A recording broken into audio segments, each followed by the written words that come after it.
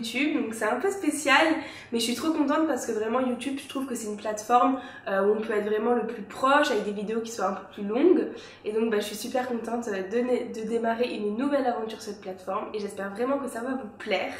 Et pour commencer, du coup, je me suis dit que le mieux était de faire une FAQ. Donc j'ai réalisé une foire aux questions où vous avez pu me poser toutes vos questions et j'ai sélectionné celles qui revenaient le plus de fois. Je peux pas répondre à tout parce qu'il y en a vraiment beaucoup, mais j'espère que celles que je vais répondre seront les plus pertinentes et que ça pourra un peu vous aiguiller, que ce soit sur le casting, sur un petit peu ma vie, sur comment ça se passe le tournage.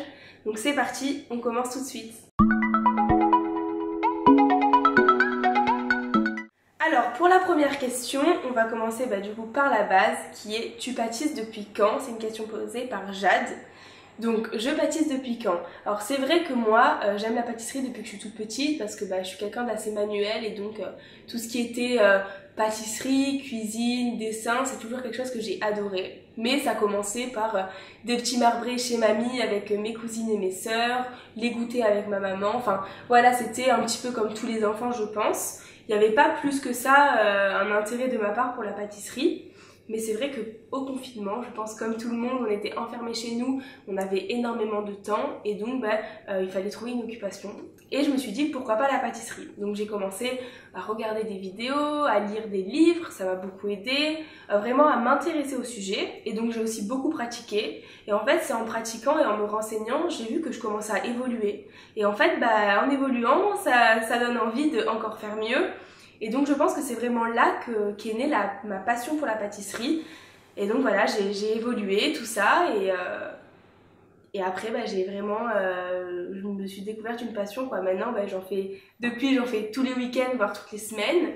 Et je pense que j'ai pas mal progressé. Et c'est de là également que j'ai participé au meilleur pâtissier. Donc la deuxième question porte sur le casting du meilleur pâtissier. Mais donc d'abord, je vais vous expliquer comment moi, je suis arrivée au casting. En fait, c'est tout simple. J'étais sur les réseaux et donc j'avais les casteurs du meilleur pâtissier sur les réseaux sociaux, donc je voyais un peu tout ce qui se déroulait autour de ça et mon père voulait absolument que je tente le casting du meilleur pâtissier. J'avoue que moi j'y croyais pas trop parce que on se dit bon le meilleur pâtissier ok mais j'ai pas vraiment le niveau pour. Mais donc c'est resté un peu dans un coin de ma tête et un jour je me baladais donc sur les réseaux et j'ai vu le casting d'En route pour le meilleur pâtissier. Donc le casting d'En route c'est pour les jeunes de 16 à 20 ans et moi à ce moment là j'avais 19 ans. Donc j'étais pile dans la tranche d'âge et je me suis dit pourquoi pas tenter. Donc j'ai envoyé un message au casteur sur Instagram en disant pourquoi pas. Et en fait j'ai été de suite rappelée. Il m'a posé plusieurs questions sur mes motivations, depuis quand je pâtisse, pourquoi je pâtisse, qu'est-ce que j'aime le plus faire. Et donc suite à cet entretien téléphonique, et donc j'ai dû faire une vidéo où je me présentais, donc on dit où est-ce qu'on habite, depuis quand on fait de la pâtisserie, quelle est notre spécialité, quelle est notre personnalité. Et j'ai dû faire également un gâteau que j'ai dû leur envoyer en photo en décrivant un petit peu toutes les étapes de mon gâteau. Donc j'ai envoyé ça au casteur. Ensuite il y a eu toute la négociation entre eux que moi du coup je n'ai pas vue. Et puis j'ai été rappelée pour me dire que j'étais sélectionnée pour En route pour le meilleur pâtissier. Donc voilà, c'est vrai que le casting était assez rapide, il n'y avait pas vraiment de casting en réel, tout s'est fait à distance par téléphone donc c'était quand même plutôt sympa. Et après tout s'est enchaîné très vite. Donc ensuite je suis montée à Paris, il y a eu une première étape où on était deux. Et après voilà, la demi-finale, la finale, et j'ai gagné, ce qui m'a emmenée au meilleur pâtissier. Je n'ai pas eu d'autres castings à passer, mais du coup ça rejoint la question qui était pour ceux qui n'ont pas fait En route pour le meilleur pâtissier, est-ce qu'ils pâtissent pour montrer leur niveau? Donc c'est une question de Louane, et donc je ne suis peut-être pas la meilleure personne pour répondre parce que du coup je n'ai pas passé le casting, donc je vous conseille d'aller demander plutôt aux autres pâtissiers, ils vous répondront mieux. Mais de ce que je sais, en fait, c'est pareil, donc on postule, si notre profil plaît, on est rappelé par la production, on a tout un entretien téléphonique. Et à la suite de ça, si ça plaît, on a ce qu'on appelle les testings. En fait, les testings, on va sur Paris et donc c'est comme une épreuve pour le meilleur pâtissier. Il y a des journalistes, il y a un chef qui goûte les préparations et donc en fait, on réalise une épreuve en temps. On a par exemple, je sais pas, je l'ai pas fait, mais c'est par exemple, vous avez 3 heures pour réaliser 6 tartelettes, un entremets sur le thème de votre choix, par exemple. Et donc ensuite, à la suite de ça, le chef goûte, il voit comment vous êtes à l'aise aussi, et donc si vous êtes sélectionné, vous participez au meilleur pâtissier. Mais encore une fois, moi je connais pas tous les détails puisque je n'ai pas participé à ces castings-là. Donc du coup, maintenant qu'on a parlé du casting, j'ai eu beaucoup de questions sur comment se passait le tournage. Et donc pour la question, c'est comment se déroule une semaine de tournage et combien de temps on pâtisse et combien y a-t-il d'épreuves par jour. Donc j'ai essayé de rassembler plusieurs questions en même temps parce que c'était souvent à peu près les mêmes. Donc du coup, comment se déroule une semaine de tournage, combien il y a d'épreuves, combien de temps ça dure. Donc en fait, au départ, quand on est beaucoup, on fait une épreuve par jour. Donc une émission est tournée en 3 jours. On pourrait dire que c'est peu, mais en fait on se rend pas compte de tout ce qu'il y a autour. Il y a vraiment, il y a les interviews, il y a la mise en place, enfin c'est vraiment des journées qui sont très longues et donc le rythme est super intense. Donc au départ on est sur 3 jours et puis à partir d'un moment, il me semble, c'est quand on arrive à 10, on passe à 2 épreuves par jour. Donc en fait, par exemple, pour vous donner un exemple, le lundi on fait l'épreuve de Cyril et l'épreuve de Mercotte et le mardi on fait l'épreuve créative. Ensuite le mercredi on a une journée de pause. Et le jeudi et vendredi, on recommence comme le lundi et le mardi. Le mercredi, on a une journée de pause qui est vraiment nécessaire, je pense, parce que c'est un rythme qui est hyper intense et que ce soit psychologiquement ou physiquement, c'est assez dur de tenir, que ce soit au niveau de la pression, de la fatigue. Voilà, il y a vraiment le temps de pause qui est nécessaire et je trouve que du coup, c'est super bien fait. Et donc les épreuves, elles durent vraiment comme vous le voyez. Donc pour le défi de Cyril, c'est 2 heures. Pour l'épreuve de Mercotte, c'est 2 heures. Et pour l'épreuve créative, c'est 3 heures. Et donc voilà, on fait les épreuves dans la journée, mais il n'y a pas que l'épreuve évidemment, il y a toutes les interviews, il y a l'entrée sous la tente, enfin il y a vraiment beaucoup de choses. Il y a aussi quand on fait des photos des gâteaux, donc tout ça prend du temps et c'est pour ça que ça nécessite des journées qui sont très longues. Il y a combien de temps entre la fin de l'épreuve et le début de la dégustation? Donc c'est vrai qu'à la télé, on pense que la fin de l'épreuve est terminée, on passe de suite à la dégustation, mais en réalité non, puisqu'il y a tout un temps déjà où on va nettoyer, parce que quand on finit l'épreuve, nos plans de travail sont très sales, donc du coup on a un petit temps où on nettoie, donc on nettoie nous, et il y a aussi la régie cuisine qui nous aide vachement, et d'ailleurs je tiens vraiment à les remercier pour tout leur travail, parce que c'est incroyable quoi. Donc du coup on nettoie, souvent on va manger.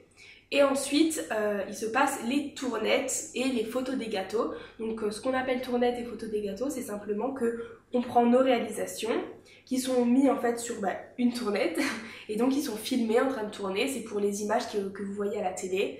Et il y a aussi tout ce qui va être les photos des gâteaux et vidéos. Donc ça prend beaucoup de temps. Au début, quand on est 16, franchement, ça peut durer jusqu'à 2 heures. Et évidemment, au moins on est, au plus, par exemple, quand on n'était plus que 11, ça devait prendre peut-être, je sais pas moi, 1h30. Mais c'est toujours très long parce que il faut avoir des jolies photos. Donc je dirais, pour répondre à la question, que la dégustation se fait environ 2 heures, 2h30 après l'épreuve, ce qui est quand même assez long. Mais ça permet également de laisser le temps aux entremets de décongeler par exemple, parce que forcément quand on fait un entremets congelé qui sort du congélateur, il peut pas être mangé de suite. Donc ce temps-là permet à l'entremet de redescendre à température et donc d'être dégusté. Nouvelle question, qui fait la vaisselle à la fin de l'épreuve? Donc à la fin de l'épreuve, toute la vaisselle est gérée par la régie cuisine. Donc encore une fois, je tiens vraiment à remercier la régie cuisine. Parce qu'ils sont juste incroyables et c'est eux aussi qui nous permettent de faire nos gâteaux. Donc la régie cuisine fait la vaisselle. Pendant l'épreuve, en fait, si on a besoin des ustensiles le plus rapidement possible, c'est nous qui réalisons notre vaisselle. Sinon, la régie cuisine passe de temps en temps dans nos éviers pour prendre notre vaisselle et la faire. Et pour ce qui est du nettoyage du plan de travail, c'est nous qui nous en occupons avec l'aide de la régie cuisine à la fin de l'épreuve. J'ai une autre question qui est: quels sont les préparatifs faits en backstage? En fait, il n'y a aucun préparatif fait en backstage. Ce qu'on vous montre à la télé, c'est vraiment la réalité. On ne réalise rien en amont. Donc tout est fait dans la durée de l'épreuve. Une autre question qui, cette fois-ci, ne porte pas vraiment sur le tournage, mais avez-vous le droit de rentrer chez vous durant le week-end? La réponse est non, à cause de toutes les normes liées au Covid. Et puis le but, c'est vraiment de créer une cohésion de groupe et un peu une bulle, entre guillemets. Et donc on restait tous ensemble le week-end, la semaine, on était tous ensemble et on n'avait pas le droit de rentrer à la maison. Donc c'est un petit peu difficile, mais c'est ça aussi qui crée la cohésion de groupe. Et donc c'est quand même une expérience qui est une expérience humaine qui est dingue. Alors là, on va passer aux questions qui sont plus en rapport avec moi du coup et mon expérience. Et donc la première question, est-ce que l'amour de la nutrition saine vient d'un problème de santé? Alors oui, on a pu voir durant le meilleur pâtissier que j'aimais bien allier pâtisserie avec quelques alternatives plus saines. Et effectivement, ça vient d'un problème de santé parce que depuis que je suis toute petite, j'ai un problème, on va dire une maladie à l'intestin et l'estomac qui fait que j'ai tout le temps mal au ventre. C'est vrai que c'est pas très facile, mais du coup ça m'a amené en grandissant à vouloir trouver des alternatives, à me demander si la nutrition pouvait m'aider dans ces troubles que j'avais. Et donc voilà, j'ai essayé de manger plus sain, moins lourd, avec des aliments moins inflammatoires. Et donc c'est aussi pour ça que je me suis beaucoup intéressée à la diététique et que j'ai démarré un BTS diététique. La deuxième raison pour laquelle je me suis beaucoup intéressée à la nutrition, c'est que en grandissant, voilà, j'étais pas forcément à l'aise avec mon corps et donc j'ai voulu un petit peu perdre du poids et puis aussi vraiment j'avais ce truc de me dire que je voulais être en bonne santé et donc s'intéresser à ce qu'on mange, on se rend compte que ça a vraiment beaucoup d'impact et en fait j'ai développé un peu comme une passion pour ça, ça m'a vraiment intéressée. Et donc j'ai pris conscience un peu de tous les apports des aliments, de tout ce que ça pouvait induire sur notre corps. Je me suis aussi reconnectée à tout ce qui est la satiété parce qu'avant je mangeais des trucs peu importe, mais j'avais plus vraiment ce truc de me dire est-ce que j'ai vraiment faim ou pas. Et donc voilà, je me suis reconnectée avec ça, je me suis renseignée, j'ai testé des alternatives plus saines et j'ai essayé d'avoir un mode de vie plus sain et voilà, donc ça vient de là. Une autre question, mes études durant le meilleur pâtissier. Donc du coup c'est vrai que pour moi le meilleur pâtissier c'est vraiment un sacrifice et un investissement personnel parce que j'aurais dû passer mes épreuves de BTS diététique pendant le meilleur pâtissier, c'était là que se déroulaient mes examens parce que j'étais en deuxième année. Mais étant donné que j'étais en tournage, je n'ai pas pu et j'ai choisi le meilleur pâtissier plutôt que mes études. Et donc j'ai dû mettre ça un peu en stand-by. Et donc cette année, je refais une année pour pouvoir passer mes examens de BTS diététique. Alors, une autre petite question. Vous portez les mêmes vêtements pour faire croire que les émissions sont tournées en un jour? Alors non, c'est pas pour faire croire que les émissions sont tournées en un jour, puisqu'on voit bien dans l'émission que l'épreuve de Cyril et l'épreuve de Mercotte sont tournées les mêmes jours, et que le lendemain est tournée l'épreuve créative. C'est simplement en fait pour créer une cohérence dans l'émission, c'est plus joli et c'est plus cohérent si on a la même tenue plutôt que si on se change pour l'épreuve créative, ça serait peut-être un peu bizarre. Et donc voilà, c'est tout. Quel niveau avoir pour faire le meilleur pâtissier? Donc quel niveau avoir? Je pense que c'est assez personnel et je pense que c'est plutôt est-ce qu'on se sent de tenter. Si on se sent de tenter, je pense qu'il faut le faire. Enfin, personne ne peut vous dire vous avez un trop bon ou pas assez de niveau pour le faire, c'est vraiment à vous de voir et de tenter. Mais donc globalement pour moi je pense que pour tenter le meilleur pâtissier il faut connaître les bases parce qu'on va nous demander de créer des gâteaux et donc pour créer des gâteaux si on connaît pas les bases ça risque d'être un peu difficile. Donc voilà, je pense qu'il faut être à l'aise, il faut se sentir prêt et connaître les bases et une fois que ça c'est ok, il n'y a aucune raison, il faut tenter. Nouvelle question qui est un petit peu délicate, êtes-vous obligé de vous attacher les cheveux? Alors cette question, c'est une question qui porte sur l'hygiène et je sais que ça fait un peu débat. Donc non, il n'y a aucune obligation que ce soit de s'attacher les cheveux ou de ne pas se les attacher. C'est vrai que ça peut paraître logique après coup parce que pour l'hygiène, voilà, avoir des cheveux longs qui pendent, c'est pas forcément le top, donc c'est toujours mieux de se les attacher. Mais c'est vrai qu'en fait, pour être totalement honnête, quand on est en plein dans l'épreuve, quand on est en plein dedans avec tout ce qu'il y a autour, parfois on oublie et voilà, c'est la réalité des choses, parfois on oublie, c'est comme pour les bagues, tout ça. En fait, maintenant, oui, ça paraît logique, il faut s'attacher les cheveux, il faut enlever les bagues, mais quand on est dedans, c'est vrai que des fois, voilà, on oublie, je sais pas quoi vous dire d'autre, donc oui, ça devrait être obligatoire de s'attacher les cheveux, mais malheureusement non, ça ne l'est pas, c'est un peu nous comme on veut faire en fait, mais non, ce n'est pas une obligation. Autre petite question, est-ce que vous vous entraînez à la pâtisserie hors tournage? Alors non, pendant le tournage, les jours off ne sont pas réservés pour qu'on s'entraîne, c'est pas du tout fait pour ça. Les jours off sont plutôt faits pour se reposer parce que le tournage est intense. Donc non, à part les épreuves, on n'a pas du tout que ce soit de masterclass, on n'a pas de cours particuliers et on n'a pas non plus de cuisine à disposition pour s'entraîner. On pâtisse vraiment que pendant les épreuves. Autre petite question, mes projets maintenant. Donc c'est vrai que mes projets c'est assez difficile parce que je sais pas du tout ce que j'ai envie de faire plus tard. mais ce que je sais c'est que ce que je fais actuellement, que ce soit du coup commencer YouTube, partager la pâtisserie sur les réseaux sociaux, peut-être pourquoi pas faire des ateliers virtuels ou même des ateliers en réel, ça c'est vraiment quelque chose que j'adore parce que j'aime beaucoup partager, je suis passionnée de pâtisserie et donc c'est quelque chose que j'ai envie, où j'ai envie de m'investir. Donc je dirais que pour le moment les projets à court terme c'est vraiment de développer mes réseaux, de faire des ateliers virtuels, de faire des ateliers en réel, de faire aussi des vidéos YouTube, voilà. Pour les projets à court terme, ce sera ça. Pour les projets à long terme, j'avoue que je sais pas, c'est difficile pour moi encore de savoir ce que je veux faire. Mais si je peux dire évidemment d'avoir un rêve, ça serait pourquoi pas de créer un concept, un salon de thé avec des pâtisseries plus saines, avec des alternatives plus saines, peut-être des pâtisseries végétales, ou voilà, je sais pas. C'est dans un coin de ma tête, on verra si un jour ça se réalisera, mais en tout cas c'est vrai que c'est un petit rêve. Mais sinon, j'ai pas d'idée bien précise de ce que je veux faire plus tard. Pourquoi la pâtisserie et non pas le salé? Alors pourquoi la pâtisserie et non pas le salé? Je sais pas, ça m'est venu comme ça la pâtisserie, je me suis investie dans la pâtisserie et donc j'ai un peu tout misé là-dessus et ça m'a beaucoup plu donc je suis restée dedans et c'est vrai que je suis aussi plus douée pour ça donc je me suis pas forcément intéressée plus que ça au salé. Après j'aime énormément cuisiner, d'ailleurs si ça peut vous intéresser, je pourrais vous proposer pourquoi pas des plats avec des alternatives plus saines, des plats équilibrés, notamment sur TikTok. Donc si ça vous intéresse, n'hésitez surtout pas à me le dire parce que moi ça me ferait trop plaisir parce que j'aime beaucoup cuisiner.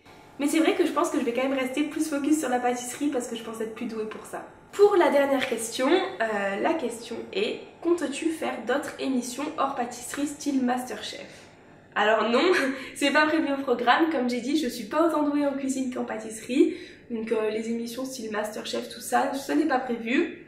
Après, émissions hors pâtisserie, pourquoi pas, je reste ouverte aux propositions, par exemple, pourquoi pas, je sais pas, moi qui adore la mode, le lifestyle, les voyages, pourquoi pas. C'est aussi une partie que j'aimerais développer sur les réseaux et puis dans ma vie de tous les jours, donc je reste ouverte un peu à d'autres propositions et puis on verra ce que l'avenir nous réserve. Voilà, donc cette vidéo est terminée, j'espère vraiment avoir répondu aux questions les plus pertinentes, j'espère que mes réponses étaient claires. Si vous en avez d'autres, vous pouvez me les poser et si ça vous plaît, je pourrais peut-être faire une partie 2. N'hésitez pas à liker la vidéo et à la commenter, c'est ça qui me montrera un petit peu que vous l'avez aimée. N'hésitez pas à vous abonner parce que étant donné que c'est ma première vidéo, ça me ferait beaucoup plaisir, ça m'encouragerait dans cette voie de YouTube. Et puis merci beaucoup de me soutenir, merci beaucoup pour tous vos gentils messages et je vous fais plein de gros bisous et je vous dis à bientôt pour une nouvelle vidéo. Ciao!